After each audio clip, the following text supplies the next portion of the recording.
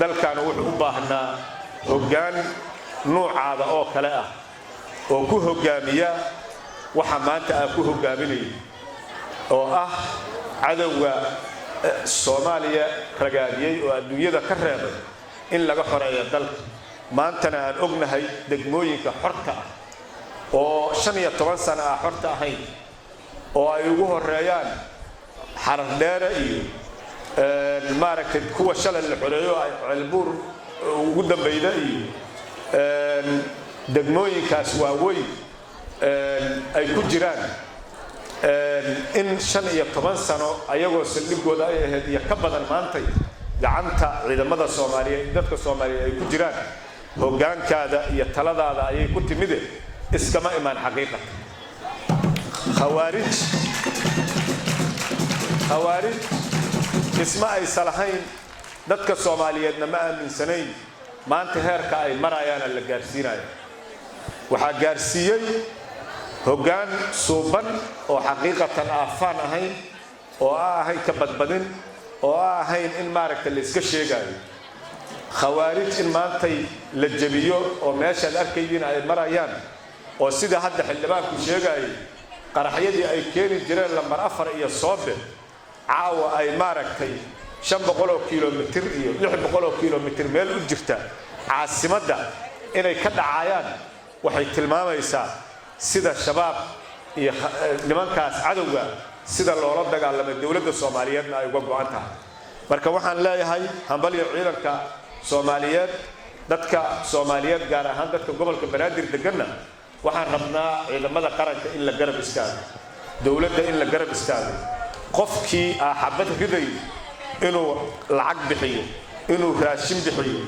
inuu taageero afka uu bixiyo in meelaha ay ku dhuumaalaysanayaan khawaarijta uu soo sheego gaar ahaan magaalada Muqdisho waxay isku dayayaan inay soo galaan oo ay ku soo dhuuntaan waxa la rabaa inay fool jignaadaan soo jeedaan shacabka gobolka Banaadir degan soo sheega soo bixiya meelaha ay ku dhuumaalaysanayaan cadawga marnaba ha qarsanina waxaad qarsatiin waxa qarsatid waa ku qarsanaya marka hayeelinina qof aadnan aqoon meel uu ka yimid inuu guryihiina seexdo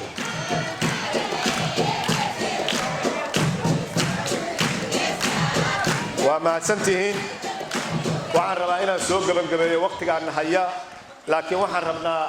inaan madaxweynaha qaranka u sheegno madaxweyne waa garab taagannahay ciidanka qaranka garab taagannahay haddaan nahay maamulka gobolka Banaadir haddaan nahay shacabka gobolka Banaadir garabkaada ayaan nahay ciidamada garabkooda ayaan nahay waxaan rabnaa sida degmooyinku ay isku abaabulayeen maalmahan kulamada sidaan oo kalaana in la badiyo dadka la wacyi geliyo laga soo saaro cadawga guryihiina ku jira iyo kuwa soo galaya intaba in laga hortago waxa la rabaa af iyo adin iyo jeeb iyo maal intaba in looga qayb qaato ciidamada furimaha ku jira oo walaalihiin iyo kuwa magaalada Muqdisho jooga oo aad ku jiiftiin cadawga ay la dagaalamayaan ha ka reebinina ciidamada gobolka Banaadir ee hay'adaha amniga ee gobolka Banaadir waad ogtihiin har iyo habeen waxay u soo jeedaan amniga gobolka Banaadir inay ka shaqeeyaan ayaga laftirkooda waxa la rabaa in la shaqeeyo oo la garab istaago oo cadawgu meeluhu ku dhuumanaya u tilmaantiin ayaga soo qabanaya meeshay joogaan ugu galaya marka adinka waxa la ka rabaa in farta ku fiiqdin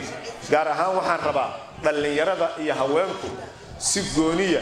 inay xoog u saaraan inay ciidamada garab istaagaan haday yihiin kuwa furimaha jira iyo haday yihiin kuwa magaalada Muqdisho jooga intaba